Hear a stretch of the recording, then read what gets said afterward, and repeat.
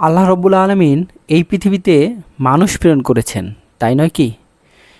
এবং আপনাকে আমাকে মানুষ হিসেবে প্রেরণ করার পরে আল্লাহ রব্বুল আলামিন আমাদেরকে জ্ঞান, বুদ্ধি, আকল এগুলো সব কিছু দান করেছেন। এবং এই জ্ঞান, বুদ্ধি, আকল দিয়ে আমরা এই পৃথিবীর প্রায় সমস্ত কিছু জয় করে ফেলতেছি এবং জয় করে নিচ্ছি। এই পৃথিবী আজ সামনের দিকে এগিয়ে যাচ্ছে। আল্লাহ রব্বুল আলামিন আমাদেরকে এত কিছু দান করার পরেও একটা ইউজার ম্যানুয়াল দান করেছেন, যেটা হচ্ছে আল কোরআন। মানুষের যে এত জ্ঞান, বুদ্ধি, এত কিছু দান করার পরেও আল্লাহ রব্বুল আলামিন আমাদেরকে কেন কোরআন দান করলেন, কেন আল কোরআন দান করলেন? আমরা তো এত জ্ঞান বুদ্ধি আমাদেরকে আল্লাহ দিয়েছে, সেই জ্ঞান বুদ্ধি দিয়ে আমরা বিভিন্ন জীবন বিধান রচনা করে আমরা সেই অনুযায়ী তো চলতে পারতাম। আমরা বিভিন্ন আইন তৈরি করে সে আইন অনুযায়ী আমাদেরকে শাসন করে নিজেদেরকে শাসন করে চলতে পারতাম। তো একটা ইউজার ম্যানুয়াল আল্লাহ রব্বুল আলামিন আমাদেরকে কেন দিলেন?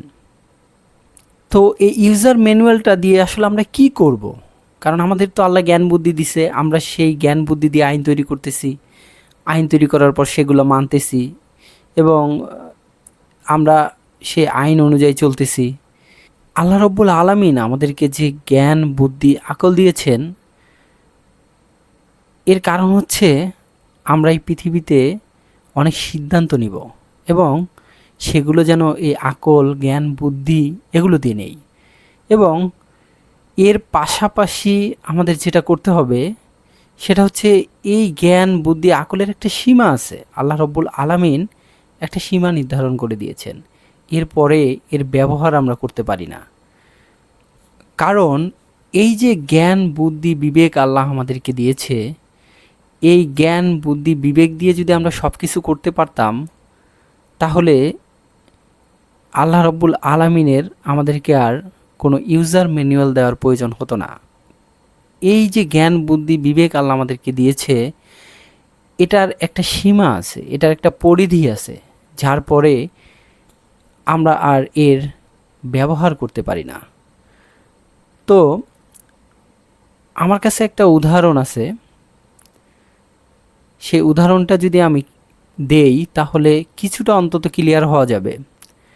ধরুন এই পৃথিবীতে যতগুলো দেশ আছে, সেই দেশে আমরা কোনো না কোনো অর্থনৈতিক ব্যবস্থায় সেই দেশগুলো পরিচালিত হয়। তো এই দেশগুলো যে অর্থনৈতিক ব্যবস্থায় পরিচালিত হয়, সেই অর্থনৈতিক ব্যবস্থা সচরাচর আমরা 4 ধরনের অর্থনৈতিক ব্যবস্থা সেখানে দেখতে পাই।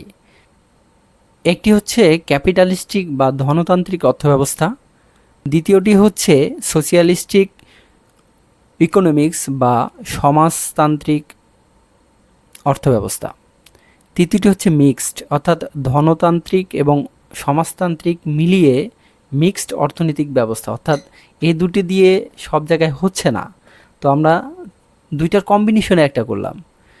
আর চতুর্থ যে অর্থব্যবস্থাটা রয়েছে সেটি হচ্ছে ইসলামিক, যেটি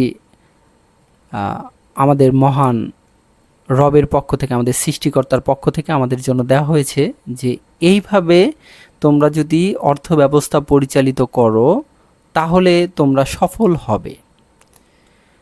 আমরা উপরের 3টি অর্থব্যবস্থা দিয়ে পুরো পৃথিবীর সমস্ত দেশে পরিচালনা করতেছি যে কিভাবে আমরা অর্থব্যবস্থাটাকে সঠিকভাবে একটি সমৃদ্ধির স্থানে নিয়ে যাওয়া যায়। কিন্তু পরিতাপের বিষয় হচ্ছে উপরের 3টি অর্থনৈতিক ব্যবস্থার বিভিন্ন বিশ্লেষণ, আমাদের যত বুদ্ধি, বিবেক, ক্ষমতা আছে সব দিয়ে আমরা চেষ্টা করতেছি, কিন্তু এই অর্থ ব্যবস্থার মাধ্যমে আমরা একটি সুষ্ঠু অর্থনৈতিক পরিমণ্ডল তৈরি করতে পারতেছি না। আমরা বারবার ব্যর্থ হচ্ছি, বিভিন্ন গবেষণা করতেছি, বিভিন্ন ধরনের উপাদান, উপায় সেখানে যোগ করতেছি, বিয়োগ করতেছি, কিন্তু পারতেছি না। কিন্তু আমরা যখনই শেষ পন্থাটি, যেটি আমাদের রব আমাদেরকে দিয়েছে, আমাদের সৃষ্টিকর্তা আমাদেরকে দিয়েছে, সেটি যদি অ্যাপ্লাই করি তাহলে আপনি একবারই সফল হয়ে যাবেন। এটি একবারে নিশ্চিত যে আপনি একবারে সেটিতে সফল হয়ে যাবেন। কারণ এটি এমন একটি ব্যবস্থা যেটা আপনার রব জানে যে আপনি কিভাবে চললে, কিভাবে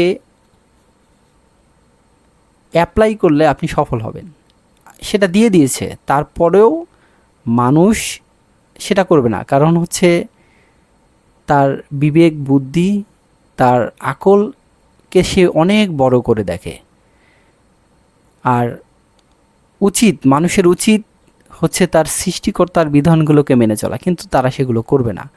আমাদের মুসলমানদের মধ্যেও এই গোঁড়ামিটা ঢুকে গেছে যে ইসলামী যে ব্যবস্থা আছে সেটা হচ্ছে সেকেলে হয়ে গেছে। তো এটা থেকে আমাদেরকে বেরিয়ে আসতে হবে। আর আমরা যখন বেরিয়ে আসব তখনই মূলত আমরা প্রকৃত শান্তির পথে চলব।